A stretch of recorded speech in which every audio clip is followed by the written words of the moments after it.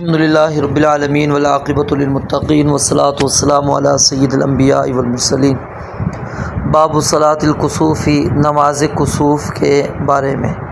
पहली हदीस उसके अंदर जब नबी अलैहिस्सलाम के ज़माने में सूरज गिरन लगा और उसी दिन आपके बेटे इब्राहीम भी फ़ौत हो गए, तो लोगों ने एक अक़ीदा नज़रिया बना लिया कि ये सूरज और चाँद को जो गिरन लगता है उसकी वजह सिर्फ़ और सिर्फ ये होती है कि कोई नेक बंदा, अल्लाह का बरगुज़ीदा बंदा या तो दुनिया में आया है या दुनिया से रुख़सत हुआ है।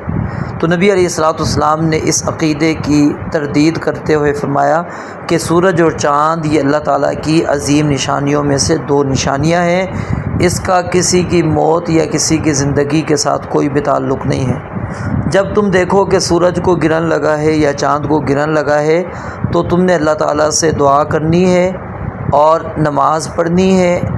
और कब तक तुमने दुआ और नमाज के अंदर मशगूल रहना है? जब तक कि वो गिरन ख़त्म नहीं हो जाता। और लफ्ज़ कुसूफ़ और खुसूफ़ के बारे में मैंने आपको वज़ाहत बता दी थी कि लफ्ज़ कुसूफ़ जो है ज़्यादातर इस्तेमाल किसके लिए होता है? ज़रा हैं सूरज के लिए, और ख़ा जो है वो चाँद गिरन के लिए आता है। ठीक है, एक दूसरे के लिए भी इस्तेमाल होते हैं, आगे रिवायत भी आ रही है। फिर उसका आयशा रज़ी अल्लाह तआला अन्हा वाली जो हदीस है उसके अंदर तरीक़ा मौजूद है, अगरचे इसके अंदर मुख्तलिफ़ रिवायात आपने पढ़ी थी, तकरीबन 6 सजदों तक, 6 रुकू तक। एक रकात में कितने रुकू? 6 रुकू तक। लेकिन मैंने आपको बतलाया था कि सही और अफजल बात क्या है कि 2 रकात ही नमाज कुसूफ़ अदा की जाएगी और हर रकात के अंदर 2 रुकू होंगे। हर रकात के अंदर कितने रुकू होंगे? 2 रुकू होंगे। और जो पहली रुकू से पहले वाली किरात होगी वो ज़्यादा लंबी होगी दूसरे वाले की बनिस्बत। ठीक है, पहली वाली लंबी, दूसरी वाली कम, फिर दूसरी रकात में फिर पहली दूसरी वाली से कम, फिर तीसरी के बाद चौथी जो रुकू के बाद आप उठ करेंगे वो उससे भी कम। इस तरह आपने क़िरात करनी है। तो आयशा रज़ी अल्लाह तआला अन्हा वाली हदीस के अंदर ये मौजूद है कि नमाज कुसूफ़ आपने जहरी पढ़ाई और आपने 2 रकातों के अंदर 4 रुकू किए और 4 सजदे किए। और जब इस तरह का कोई मामला हो तो उसके लिए अज़ान नहीं दी जाएगी बल्कि ऐलान किया जाएगा। और ऐलान क्या होगा कि अस्सलातु जामिअतुन, कि नमाज जो है जमा होने वाली है, जमा करने वाली है, यानी नमाज के लिए जमा हो जाओ। फिर उसके बाद जो अब्दुल्लाह बिन अब्बास रज़ी अल्लाह तआला अन्हुमा वाली रिवायत है उसके अंदर किरात का ज़िक्र है कि जितनी कि सूरह बकरा की किरात है इतना लंबा आपने क़याम किया, फिर लंबा रुकू किया, फिर आप उठे, फिर लंबा क़याम किया और ये पहले क़याम से कम था। फिर इसी तरह करते करते आप सजदे के अंदर चले गए। तो यानी कि वो पहला जो क़याम है वो दूसरे की बनिस्बत लंबा है। ठीक है, दूसरा यानी उससे मुख्तसर हो जाएगा, छोटा। और फिर उसके बाद मुस्लिम की रिवायत के अंदर 8 रुकू का तज़किरा मौजूद है, यानी 2 रकातों के अंदर 8 रुकू, तो यानी कि 4-4 हो जाएंगी एक रकात के अंदर। फिर उसके बाद वाली रिवायत के अंदर 6 रुकू का तज़किरा मौजूद है। ठीक है, फिर 5 का भी मौजूद है। तो ये बहरहाल मैंने आपको बताया था सही और अफजल तरीक़ा क्या है कि 2 रुकू के साथ, कितने रुकू के साथ? 2 रुकू के साथ एक रकात पढ़ी जाएगी।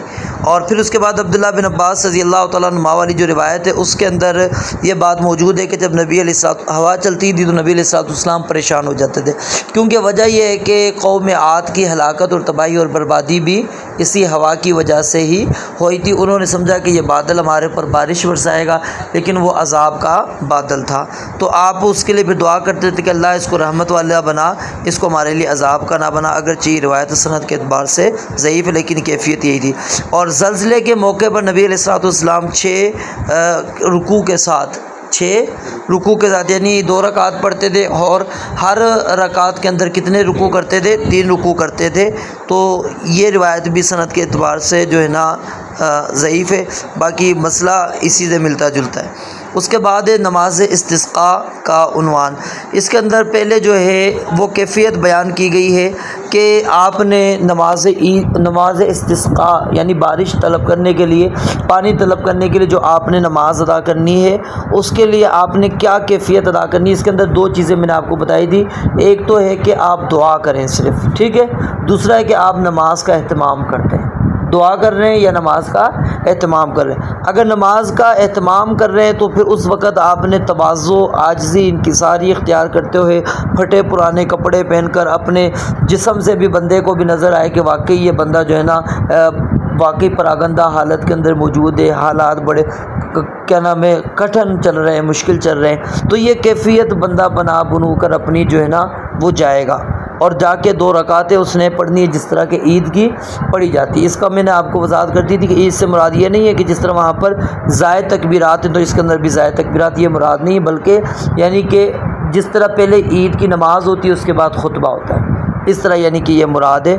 और फिर ये जो खुतबा है वो आम खुतबों की तरह नहीं होता, बल्कि इसके अंदर क्या है इस्तिग़फ़ार के ऊपर तरग़ीब होती है, दुआ वग़ैरह करवाई जाती है। उसके बाद फिर सैयदा आयशा रज़ी अल्लाह ताला अन्हा की हदीस है, उसके अंदर है कि नबी अलैहिस्सलातु वस्सलाम से लोगों ने शिकायत की कि बारिश नहीं हो रही, तो आप अलैहिस्सलाम ने फिर वो जो आपकी ईदगाह थी वहाँ पर आपने कहा कि मिंबर ले जाया जाए, लोगों को कहा गया कि फ़लाँ दिन वहाँ पर निकल कर आना।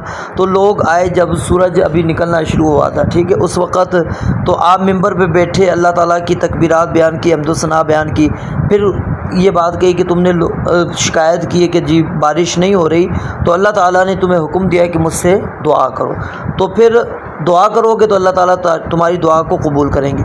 फिर आपने इन अल्फाज के साथ दुआ की, अल्हम्दुलिल्लाहि रब्बिल आलमीन अर्रहमानिर रहीम मालिक यौमिद्दीन ला इलाहा इल्लल्लाहु यफ़अलु मा युरीद अल्लाहुम्मा अंतल्लाहु ला इलाहा इल्ला अंतल गनिय्यु व नहनुल फ़ुक़राउ अंज़िल अलैनल गैथ वजअल मा अंज़लता क़ुव्वतन व बलागत इला हीन।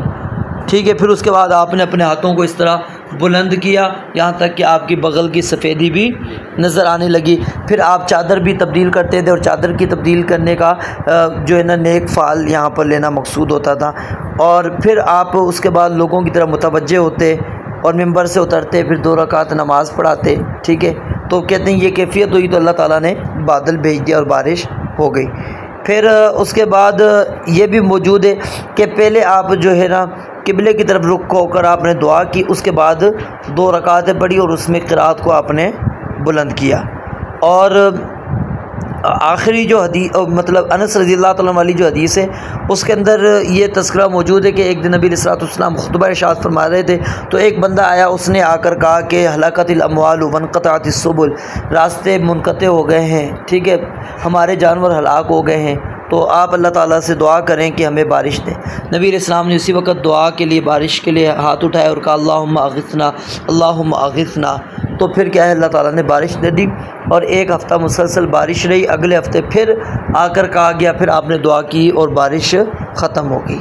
और फिर जब नबी अलैहिस्सलाम फ़ौत हो गए उसके बाद उमर रज़ी अल्लाह ताला ने बारिश तलब करने के लिए आपके जो चचा थे अब्बास बिन अब्दुल मुत्तलिब, उनको आपने दुआ का कहा कि आप अल्लाह ताला से दुआ करें कि अल्लाह ताला हमें जो है बारिश दे, क्योंकि पहले आपके जो है ना नबी अलैहिस्सलाम होते थे तो हम उनसे बारिश की लिए दुआ का कहा करते थे, तो अब आप करें। तो यहाँ पर मैंने आपको बताया था कि ज़िंदा शख्स का वसीला पकड़ा जा सकता है, नेक शख्स को दुआ के लिए कहा जा सकता है। अगर यहाँ पर ये बात निकलती कि वसीला जायज़ है तो सहाबा जो हैं सैयदना उमर नबी अलैहिस्सलाम की कब्र पर आकर वहाँ पर दुआ करते, ठीक है, उनके वसीले से करते। लेकिन ना नबी अलैहिस्सलाम के पास उमर आए, ना आपके चचा आए और ना दीगर सहाबा किराम रिज़वानुल्लाहि अलैहिम अजमईन आए।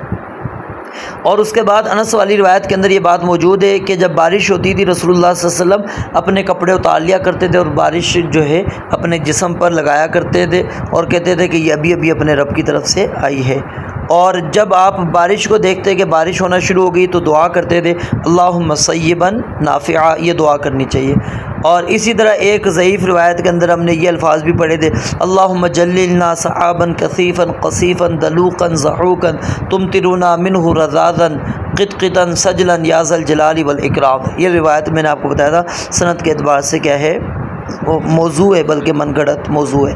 फिर उसके बाद एक वाक़या है सैयदना सुलेमान अलैहिस्सलाम का कि वो बारिश के लिए, नमाज के लिए, दुआ के लिए जा रहे थे, तो उन्होंने देखा कि एक जो है ना चींटी वो अल्लाह ताला से दुआ कर रही है, ठीक है, उसने अपनी टांगें ऊपर उठाई हुई हैं और दुआ मांग रही है। तो उन्होंने कहा अपनी कौम, अपने यानी लश्कर को कि वापस चलो, क्योंकि अल्लाह ताला हमें जो है ना अब बारिश दे देगा, क्योंकि अल्लाह ताला की मखलूक में से एक मखलूक ने बारिश मांग ली है और उसकी वजह से अल्लाह ताला ने हमें भी बारिश देनी है। फिर उसके बाद आखिर के अंदर ये बात मौजूद है कि नबी अलैहिस्सलाम नमाज इस्तिस्का के अंदर जो दुआ करते थे, ठीक है, उसके अंदर आपकी कैफियत दुआ की ये होती थी और इसके अंदर भी वही कैफियत है, यानी कि ये पुश्त ऊपर रखने का मकसद ही यही है ताकि हालात अल्लाह ताला हमारे क्या कर दें, तब्दील कर दें। उसके बाद आखिरी बाबुल लिबास, पहली उसके अंदर हदीस है अबू आमिर अल-अशरी वाली, उसके अंदर ये बात मौजूद है कि नबी अलैहिस्सलाम ने फरमाया कि मेरी कौम के अंदर कुछ ऐसे लोग आएंगे जो शराब को और रेशम को, ठीक, ज़िना को और रेशम को जो है हलाल करेंगे, हलाल समझेंगे और वो इस्तेमाल करेंगे।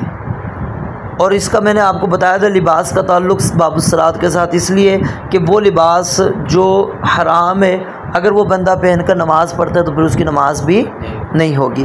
फिर उसके बाद हुज़ैफ़ा रज़ियल्लाहु तआला अन्हु वाली हदीस के अंदर ये बात मौजूद है कि नबी सल्लल्लाहु अलैहि वसल्लम ने सोने और चांदी के जो बर्तन हैं उनमें खाने पीने से मना किया, और इसी तरह वो मोटा हो या बारीक रेशम हो, किसी किस्म का भी रेशम हो, उसके पहनने से भी मना किया और उसके ऊपर बैठने से भी मना किया। ये मर्दों के लिए, यानी रेशम मर्दों के लिए पहनना क्या है, हराम है।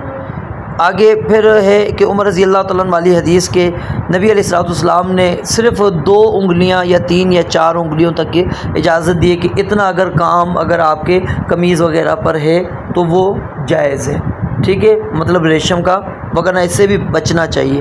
और फिर उसके बाद आपने उज़र की बुनियाद के ऊपर सैयदना अब्दुर्रहमान बिन औफ़ और ज़ुबैर रज़ियल्लाहु ताला अन्हु को इजाज़त दी थी कि तुम रेशम की कमीज़ पहन लो, क्योंकि उनको ख़ारिश थी और वो सफ़र के अंदर भी मौजूद थे। और नबी अलैहिस्सलाम ने एक चादर जो है सैयदना अली रज़ियल्लाहु ताला अन्हु को दी, वो इसी तरह की थी, यानी कि क्या नाम है, रेशम की, तो उन्होंने पहन ली। नबी अलैहिस्सलाम के पास जब निकल कर आए तो आपने गुस्से का इजहार किया। सैयदना अली ने जब आपके चेहरे पर गुस्सा देखा तो उसको जाकर जो है ना अपने घर की ख़वातीन के अंदर जाके उसको तकसीम कर दिया, और आपने फरमाया कि मैंने तो तुम्हें इसलिए दिया था कि जाके अपनी ख़वातीन के अंदर तकसीम करो, तुम्हारे पहनने के लिए तो नहीं दिया था। और फिर उसके बाद अबू मूसा अशअरी रज़ियल्लाहु अन्हु वाली रिवायत है, उसके अंदर ये बात मौजूद है कि सोना और रेशम मेरी उम्मत की जो औरतें हैं उनके लिए हलाल है और उनके मर्दों के लिए क्या है, हराम है। ये वो दलील है कि रेशम औरत पहन सकती है। फिर इसके बाद इमरान बिन हुसैन रज़ियल्लाहु तआला अन्हु वाली रिवायत है, उसके अंदर ये बात मौजूद है कि जब अल्लाह ताला किसी बंदे पर एहसान करते हैं, कोई इनाम करते हैं, कोई नेमत करते हैं, तो उसके असरात उसके ऊपर होने चाहिए, यानी कि ऐसा ना हो कि अल्लाह ताला ने उसको अच्छा दिया है और वो फटे पुराने ही लिबास पहन के घूम रहा है, नहीं, उसको अच्छा लिबास पहनना चाहिए। फिर उसके बाद अली रज़ियल्लाहु तआला अन्हु वाली रिवायत है, उसके अंदर नबी अलैहिस्सलाम ने जो क़स्म मकाम पर रेशम तैयार होता था उसके पहनने से मना फरमाया था, और जो मुअस्फ़र ज़र्द रंग का होता था उससे आप अलैहिस्सलाम ने मना फरमाया कि इस तरह का लिबास नहीं पहनना, क्योंकि ये ख़ास तौर पर वो जोगियों का होता था जो इबादत करने वाले थे कुफ़ार के, उनके साथ मुशाबहत भी मौजूद थी। तो एक दफ़ा सैयदना अब्दुल्लाह बिन अमर बिन आस को देखा नबी अलैहिस्सलाम ने कि उन्होंने 2 ज़र्द कपड़े पहने हुए। आपने फरमाया क्या तुम्हारी माँ ने तुम्हें इस हुक्म दिया इसका, या तुम्हारी माँ ने तुम्हें ये पहना दिया? मकसद ये था कि ये तुम्हारे लिए तो जायज़ नहीं है, तो क्यों तुमने पहना है, ठीक है। फिर उसके बाद अस्मा बिन्त अबी बकर वाली रिवायत है, उसके अंदर ये है कि नबी अलैहिस्सलाम का एक जुब्बा था जिसके ऊपर जो है रेशम का काम हुआ था, वो ये कॉलर वग़ैरह आप कह लें, ये ठीक है, ये आस्तीन वग़ैरह, और फिर इसी तरह क्या ये नहीं बैन, ठीक है, इन जगहों पर जो है ना वो उसका काम हुआ था रेशम का। तो यानी वही है जो आपने पीछे पढ़ ली कि थोड़ा बहुत अगर काम हुआ है तो वो पहन सकते हैं। और उसके बाद जब नबी अलैहिस्सलाम फ़ौत हो गए तो ये जुब्बा सईदा आयशा के पास था। जब सईदा आयशा भी फ़ौत हो गई तो उसके बाद ये आपकी बहन सईदा अस्मा बिन्त अबी बकर ने अपने पास ले लिया, और फिर इसको वो लोगों के लिए शिफा के तौर पर भी इस्तेमाल करते थे, तबर्रुक के लिए, ठीक है, यानी पानी वग़ैरह के अंदर उसके अंदर डालकर उनको दे दिया करते थे, फिर उस पानी से वो मरीज़ वगैरह गुस्ल किया करते थे। और नबी अलैहिस्सलाम ये जो है आपने ख़ास तौर पे ये बना के जुब्बा रखा हुआ था, इसलिए कि जब आपके पास कोई मेहमान आते थे उनके लिए पहनते थे या जुमे के लिए। तो यानी इससे मसला साबित हो गया कि मेहमानों के लिए ख़ास लिबास बंदा रख सकता है कि जब कोई मेहमान आए तो वो लिबास पहने। ये जुमे के लिए ख़ास लिबास बंदा रख ले कि जुमे दिन उस लिबास का एहतमाम करे, और पहनना भी चाहिए। बंदे को ख़ास लिबास रखना चाहिए जो साफ़ सुथरा हो, उस लिबास को जुमे दिन वो पहने। रब्बुल आलमीन से दुआ है अल्लाह ताला समझने अमल करने की तौफीक अता फ़रमाए। व आखिर दावाना अनिल हम्दुलिल्लाहि रब्बिल आलमीन।